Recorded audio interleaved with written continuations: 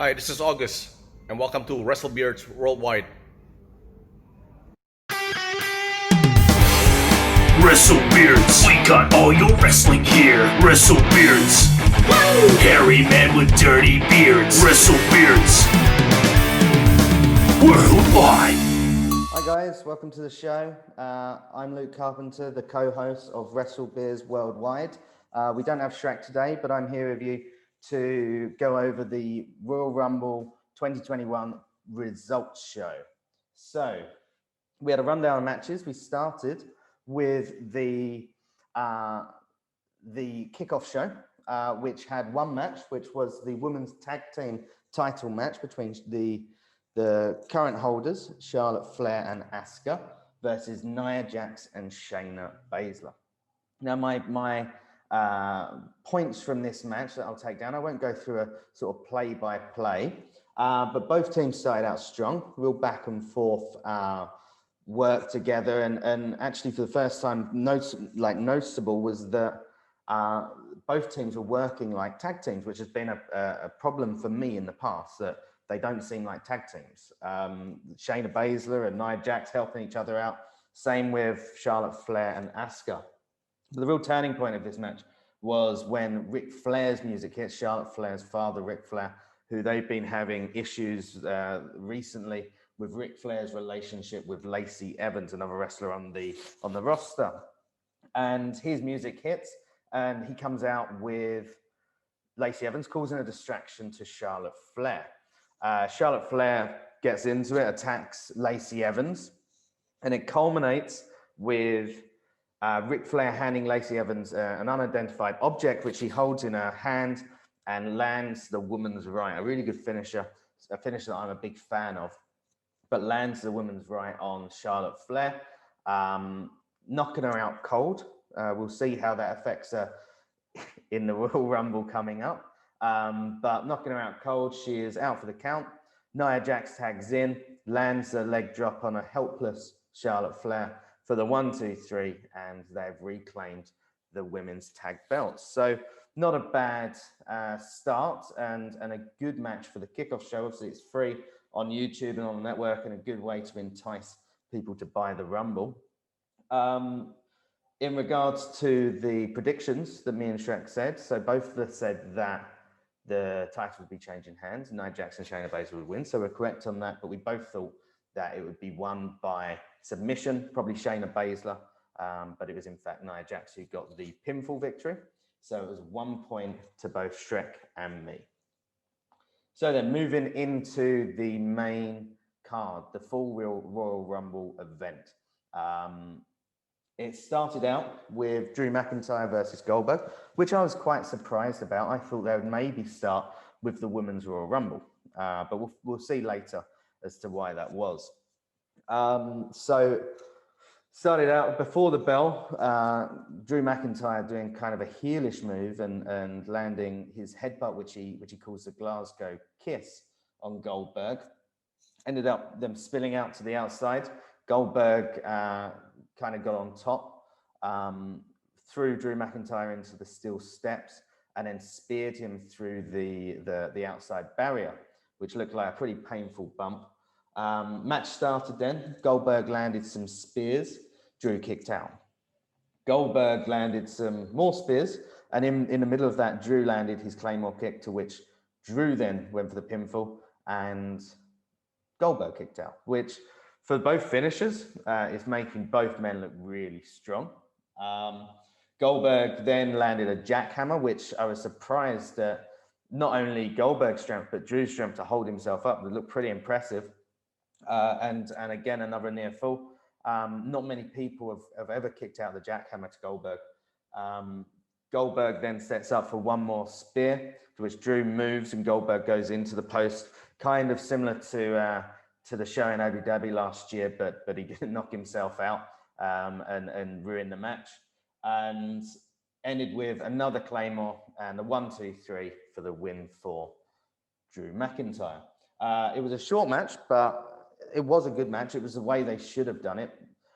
Goldberg can't go 20 minutes for a 5-star match. And so finisher after finisher, big move after big move, trying to get the other man out there was the best way to go. So good booking by creative. Goldberg at the end put Drew McIntyre over, holding his hand up, shaking hands at the end. So a real kind of pass of the torch, if you will. I wonder if we'll see Goldberg again. I hope not, but I imagine we probably will. In regards to the predictions, it was 2 points to Shrek because Shrek correctly chose Drew McIntyre, and 0 points to me because I was swept up in the hullabaloo of Goldberg being there. It was a silly pick by me, and yeah, 0 points from me. Well done, Shrek. So then the next match was Sasha Banks and Carmella for the SmackDown Women's title, with Carmella with a Somalia Reginald side. Quite honestly, I thought this was probably the second best match, excluding the Rumbles. I thought it was the second best match on the card. Both women did really well. Carmella played the tricky heel very well, and Sasha Banks played the strong babyface very well. It ended with Sasha Banks locking in the bank statement and Carmella tapping instantly, which obviously puts the bank statement over very, very strong. Story of the match basically was Carmella and her ability to hang with Sasha Banks, which, looking over the years and looking back on Carmella's previous title reign and being reliant on James Ellsworth, friend of the show, yeah, it was good. It was nice to see how much her ability has come on and how much better she has got in the ring and with her in-ring work. I really like Carmella's current character as the posh sort of deserving woman that she's better than everyone. I think it's a really good character for her. Obviously, Carmella plays the heel extremely well. She did take a very nasty bump doing a running sort of flying jump through the ropes at Sasha. Sasha didn't catch her correctly, and she face planted the mat to the outside, which I think if Carmella had done that a few years ago, she wouldn't have had the same reaction. Now, the reaction today in the Rumble was that she jumped straight up and continued going on with the spots. So that was really good, and hats off to Carmella for being able to do that. Another notable point was that Reginald, the Somalia, was kicked from the match, which didn't actually change the match too much for me. As I said, I felt Carmella was holding her own well enough, but there were some nice spots between her and Reginald when Sasha Banks would try and knock her off the apron, and Reginald would catch her, stopping her from hurting herself. So I do like the Reginald character as well. But yeah, in the end, Sasha Banks retained. It was a pick that both Shrek and I thought would happen, and a finish that both Shrek and I thought would happen, that she would lock in the bank statement for the win. And yeah, interested to see what happens with Sasha Banks in the lead up to the WrestleMania 37. So then next up, we had our first Women's Royal Rumble. Now, do excuse me because I'm going to be referring to my notes here just so I don't make any mistakes, don't forget anything, because it was a long match and it was a really good match. I really, really enjoyed it.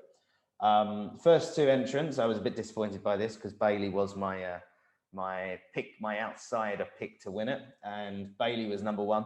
And then Feel the Glow, Naomi, returning from an absence, was number two. And by the way, Naomi looked in fantastic shape, looked really good. She's obviously been working. She was really fast, looked really strong, and lasted in the match for a long time. Next up was the EST of the women's division, Bianca Belair at number 3. Then we had some notable entrants. I won't go through every single entrant, but we had some notable entrants that were Shayna Baszler at number 6, Jillian Hall at number 7. Billie Kay came in at number 4 and refused to get in. And I'm liking this Billie Kay character of always trying to make friends. She was wandering around, going up to every single entrant, trying to give them a signed headshot, which like it plays well into the Billie Kay character, that she's got no friends but is very full of herself. and she's great on the commentary. Like she gave some, she sat down with a commentary team and she was making some really funny comments, refusing to get in it because the ring was stacked and there was only 3 competitors in there. She's very good. The two of them joined forces, creating the Billy and Jilly, which lasted a little while.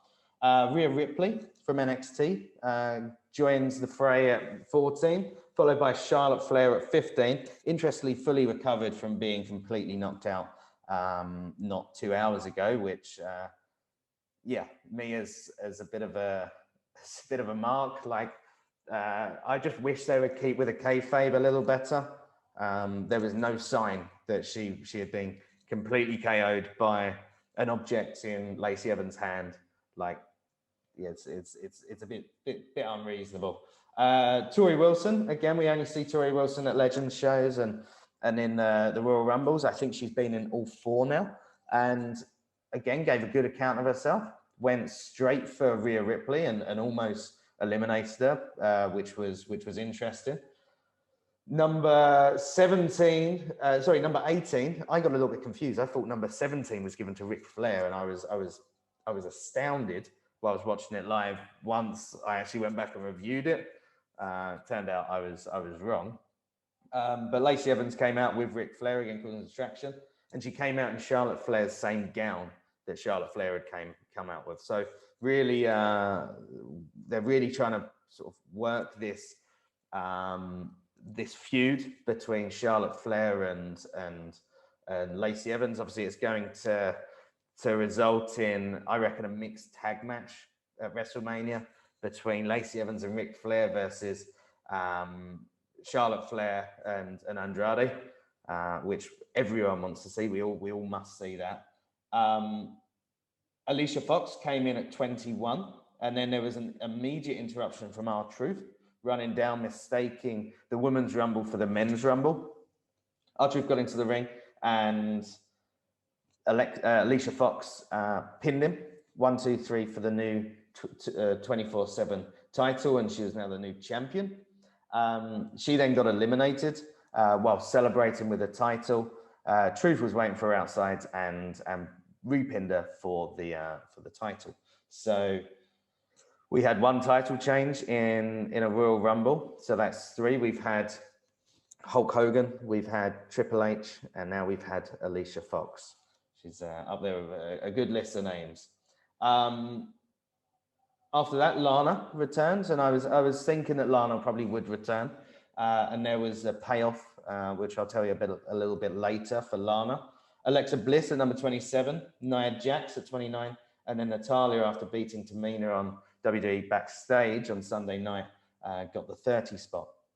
Lana got some retribution on Nia Jax by eliminating her, which was a nice little spot for Lana. Alexa was set upon by all the participants, that were in the Rumble, causing Alexa to get mad and for all the lights to go, like very Retribution-esque, the lights sort of splitting up and it going dark. But before she could really change into her character, and she's looking at the hard cam, looking very angry, looking very sad, Rhea Ripley comes up behind her and eliminates her. So an unexpectedly bad showing for Alexa Bliss. I don't think it does too much for the push and the character that she's got, but I'm really excited for the fact that we've probably got Rhea Ripley's first main roster feud going to be with Alexa Bliss and this Fiend character, which I think will be really, really good. Final 4 were Natalya, Charlotte, Rhea Ripley, and Bianca. Belair eliminated Natalya, which left 3 of them. Ripley and Belair both then eliminated Flair, which I really liked. Belair's comments saying, "You got me last year, which was really cool. And I thought perhaps they were setting up something between Charlotte and Bianca Belair. So it came down to 2 of them. There was a lot of back and forth between the 2 of them, each trying to get one over and each other to eliminate. And in the end, they both dodged an elimination before Bianca Belair was too quick. She was the quickest out of the 2 to eliminate Rhea Ripley. Bianca Belair becoming the 2021 Women's Royal Rumble winner. So congratulations to Bianca Belair. She was a big favorite coming into it. Capped off a fantastic year for her, and at the end she was clearly very emotional, kind of similar to how emotional she was when she beat Bayley on the last SmackDown. But yeah, hats off to Belair going from number 3, lasting and becoming the Iron Woman of the match, lasting 56 minutes and 49 seconds, taking Natalia's record for that in the process. And yeah, I'm interested to see who she opts to face. I think against Sasha could be really good, but I was kind of hoping for a Sasha Bayley big feud leading into Mania. I think they've got other plans for Asuka. Potentially Asuka drops the title to Charlotte at the next pay-per-view, and then Charlotte versus Bianca capping off the both eliminating each other in consecutive rumbles. Just hope that Belair actually gets the payoff and becomes the champion. So going over it, the most eliminations went to Rhea Ripley with 7. So that was my choice. Well done, Luke. Well done, me. I picked Rhea Ripley. As I said, the Iron Woman of the match was Bianca Belair, and the last 4 were Natalya, Charlotte Flair, Rhea Ripley, and Bianca Belair. So that left Shrek with 9 points for the match and me with 10. So I'm clawing my way back against Shrek after the big defeat in the Drew McIntyre Goldberg match. Moving on, we've got Roman Reigns versus Kevin Owens in a last man standing match. Now, this was, in my opinion, the best match of the night. I always thought it was going to be, but it was really good. It had some near falls, and it was so good. It actually, at different points, had me thinking that Kevin Owens was actually going over, that he was going to win. Because the way the guys did it, the spots that these guys put themselves through was fantastic. There was no interference from Jey Uso, which Shrek had said he expected to happen, or Jimmy Uso in the process expected to happen. Also, Jey Uso wasn't in the Rumble, which was interesting. I've not seen anything saying why. I don't know if he's got if there's any problems with COVID or anything. I'm not sure, but I hope he's okay. As I said, there were some really big spots. So I've just run through them. Kevin Owens was pushed from the same point as he was a few SmackDowns ago. He went through the technical table to the floor. It looked like a really painful bump, but managed to get up in time for the 10 count. This was very near to the start of the match. Like they started in the ring, but then moved out from the ring very, very quickly and all around the Thunderdome, all around the arena.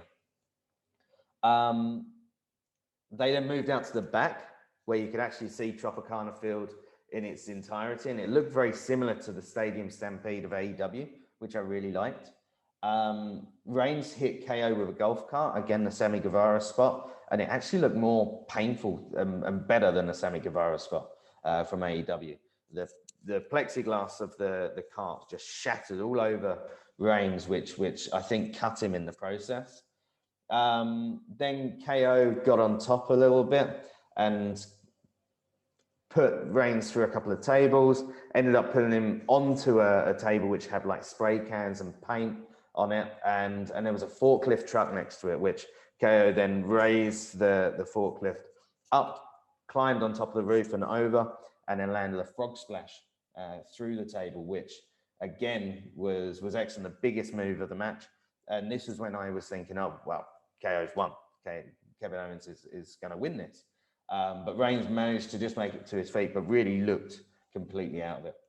They then moved through, gorilla position out to the stage. KO landed a stunner. He then was looking to throw Reigns off the stage, and Reigns countered with a Superman punch and then a spear through the screen, the Titantron screen, again, which looked like a real painful bump for Kevin Owens.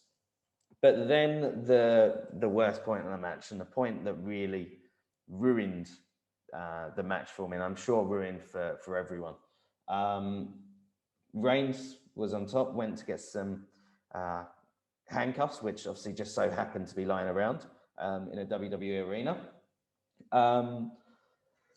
Reigns and Owens are fighting back and forth. Owens is refusing to be handcuffed again, obviously harping back to the title match they had on New Year's Eve, on New Year's Day, in the cage when Jey Uso handcuffed him to the cage and Reigns walked out. KO managed to then actually get on top of Reigns and handcuff Reigns to a light post right at the bottom of it and a cross. So I really like the way they did it. He stretched out the handcuffs to the furthest part possible. So Reigns had no sort of torque, had no movement, and Reigns was grounded. Reigns landed a few punches here and there, and KO was standing. Reigns is down. The refs count him to 5, and then suddenly stops. And it's because either Heyman's missed his cue or Heyman's too late. But Heyman comes back with the keys and is trying to undo the handcuffs and can't do it. So there's KO standing there, and it must have been a minute or so. So legitimately, KO should have won. Should have won 6 times over. But the ref wasn't counting. It's clearly a botched spot. Heyman was meant to open the handcuffs. Once he managed to get it open, then Reigns was out and immediately put KO into a guillotine, put him to sleep, and KO wasn't able to answer the ref's 10 count. So it was a really poor finish to what was a fantastic match and a real exciting match, but it just left me really deflated at the end, and I was pretty frustrated with it because, yeah, it's if the spot's not going to work, don't put it in the match. Because it showed wrestling for what it can be when things don't go to plan, and it was poorly done.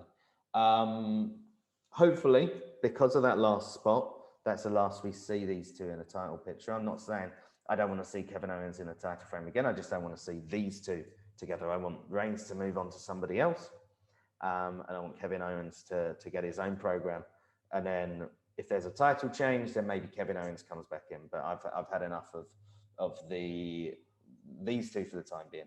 So in regards to predictions, both Shrek and I scored 2 points. We both said that Reigns would win, and he would win by KO not being able to make the 10 count. So our final match, the men's Royal Rumble match. Again, do excuse me whilst I'm looking at my notes, because I've got quite extensive notes here. But it started out as we found out on the WWE Backstage show, which, quite frankly, I wish they hadn't announced, because the surprise of Edge's music going in at number 1 would have been so much better. And then the surprise of Orton's music coming out at number 2 would have just been brilliant. It would have really got me G'd up for the match. It was a real frantic start. Edge came and met Orton on his ring walk, on his entrance. And they both started outside. They made it into the ring, and Sami Zayn was at number 3, which I really enjoyed, because Sami Zayn is complaining all the way down to the ring as to why he's number 3, why me. Justice for Sami, as he says. And he and Orton started an alliance together. So they're going up against Edge, 2 on 1. Then Mustafa Ali of Retribution came in at number 4, who took Kofi Kingston's spot. He also joined with Zayn and Orton, team up on Edge, so it's now 3 on 1. Before Orton turned his back on the two of them and RKO'd them both. And Edge and Orton moved out to the outside. Edge actually ended up taking a chair to Randy Orton's left knee, leaving him unable to continue. Harping back to Royal Rumble 99 with Stone Cold Steve Austin and Vince McMahon, and he had to be taken to the back. Now, moving into the notable entrances, Carlito came in at number 8, and he looked in fantastic shape. He looked really good, and I was really pleased to see Carlito, because for me, he was a really underrated worker when he was originally in the WWE, and I really liked the character, the smug Central American, I think Cuban. And yeah, just really, really good worker. And his finishing move, the backstabber, is one of the best. Number 14 was Damian Priest from NXT. Finally, he's got his call up, which we've all been expecting. over the last month or so, and he got a really big pitch in this, really good push in this from creative. He got multiple eliminations and gave a really good show of himself. Number 18 was a little bit of a disappointment. Kane came out, which I personally think was really poor booking. It adds to Kane's numbers. He's now 18 Rumbles entered. I think under 2 different disguises. I know that he was the fake Diesel and one other. He's got 20 all in all, Glenn Jacobs. But yeah, it wasn't needed. It just keeps that number further and further away from people like The Miz and from Dolph Ziggler. And he did nothing in the match, really. He had a bit of a nostalgic point with Daniel Bryan, but then ended up choke slamming him. But in the end, was eliminated by Damian Priest, which again was a good rub for Damian Priest, eliminating the big guys such as Kane. Now, this was really nice. This was an excellent one. But I wish they had used his operatic music. But it was Christian at number 24 to reunite with Edge. And he looked really good. Like, he looked like he's not missed a step in his time away. And he actually lasted until the final 4. And he got a big elimination with a bit of help, but got a big elimination of Bobby Lashley, who looked very strong throughout the match. Very, very strong. Next, the next big entrant was number 29 in Seth Rollins. So the Monday Night Messiah has returned after a few months out of having his baby with Becky Lynch. But he did, like, he's still in his Monday Night Messiah character, which I like. I think Seth Rollins as a heel is much better than a babyface. But he did get the most disappointing elimination of the night by eliminating Daniel Bryan with a curb stomp and then just pushing him out. Really made Daniel Bryan look kind of weak, actually, but also made the curb stomp look like the killer move that it is. In the end, it came down to Edge, Rollins, Orton, and Christian. Edge eliminated Rollins by reversing a curb stomp to throw him out. Then Edge kind of began celebrating, but his music didn't come on. And turned around, and there's Orton, of course, recovered from his injured knee and hits Edge with an RKO. So obviously Edge is about to be thrown out, gets up. Randy goes to throw him out, and Edge reverses it, throwing out Orton over the ropes to win, going from number 1 to win the Men's Royal Rumble. Congratulations to Edge. It was a great showing. Obviously, he gets the Iron Man. It was interesting booking. Again, the heavy favorite won. I can't say I'm that disappointed with the outcome. I felt the match as a whole wasn't as good as the women's. I didn't get as excited as I did in the women's. But like the Women's Rumble, the winner was a good choice, because it's interesting to see where Edge goes with this. After his promo last Monday, it was good that they followed through with that and that he was going to win it. Personally, I hope that he challenges Roman Reigns, because I would really like to see Edge versus Reigns at Mania, and Edge take the title from Reigns would be really good and really cool. And back on his show of SmackDown, where he predominantly was in his first main run. So as I said, the Iron Man was Edge. The most eliminations were 4 each to Big E, Priest, and Rollins. I was close. I said Braun Strowman for 3. Shrek did say Keith Lee, but again, like Jey Uso, Keith Lee wasn't in the match, so I haven't heard anything about Keith Lee. The only announced person that wasn't going to be in the match because of the virus was Mia Yim from NXT for the Women's Rumble. I haven't seen anything to do with Keith Lee, nor have I seen anything to do with Jey Uso. So again, I hope Keith Lee is all right, because I think both Jey Uso and Keith Lee could have done really good things in this Rumble. Overall, I scored 4 points from the Rumble, and Shrek scored 7, leaving the final scores for the Rumble, Shrek with 23 points and me with 19. So congratulations to Shrek. You are still the champion, but you won't be for long when we come to our next predictions program. Yeah, overall, the Royal Rumble was a good event, good solid event. I'm looking forward to what they're going to do with Bianca Belair and what they're going to do with Edge, moving this through into the program and the lead up to WrestleMania. Yeah, so thank you guys for tuning into this. I hope you enjoyed the results show. If you did, don't forget to like and don't forget to subscribe for more content from the channel. And yeah, cheers. See you soon.